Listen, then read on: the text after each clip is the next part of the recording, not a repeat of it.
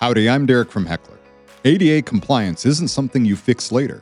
It's something you either design for from the beginning or you pay for in the field.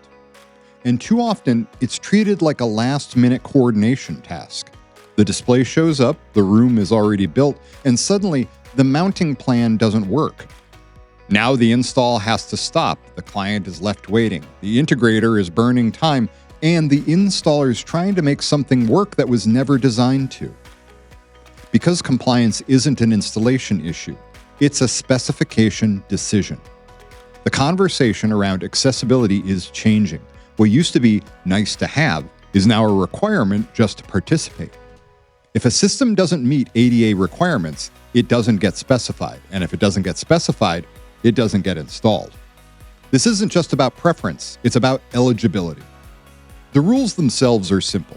Displays have maximum height limits, hardware can't protrude too far, and there has to be clear approach space all the way around. Individually, none of that is complicated, but when it's missed, the consequences sure are. Mount a display too high, and part of the screen becomes unusable, especially to seated users. Let hardware stick out too far, now it's a safety hazard. Ignore approach space, and the system can't be used at all. And at that point, you're not just making adjustments, you're reworking the entire room. And here's the key, the problem shows up in the field, but the cause starts in the spec phase. By the time an installer is standing in the room, the important decisions are already locked in. Walls are finished, power is placed, and the layout has been set for weeks.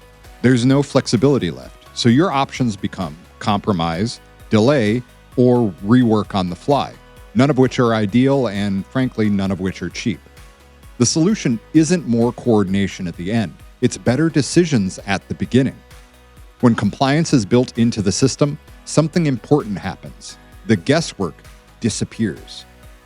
Display height isn't figured out on site, it's defined well ahead of time. Protrusion isn't something you measure after install, it's designed into the process. Approach space isn't an afterthought, it's part of the plan from the very start.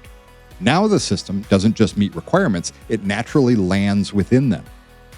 Wall-mounted systems introduce complexity. They depend on structure, mounting depth, precise placement.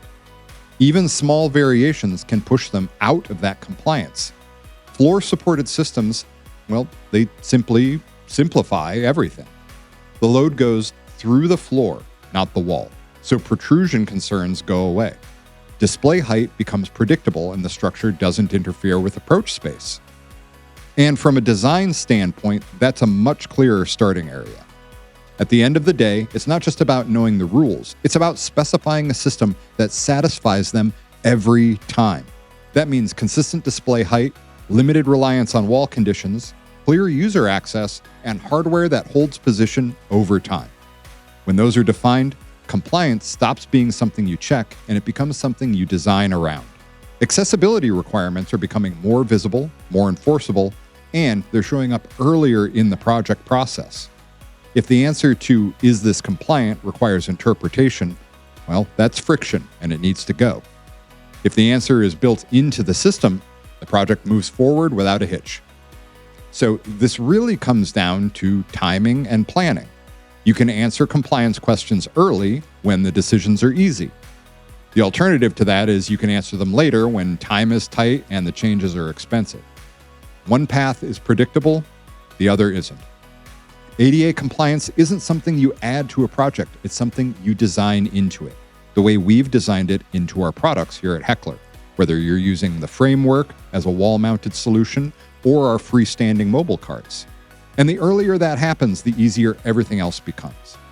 If you'd like to learn more about the solutions we discussed in this video or to see the entire Heckler product line, simply visit heckler.com.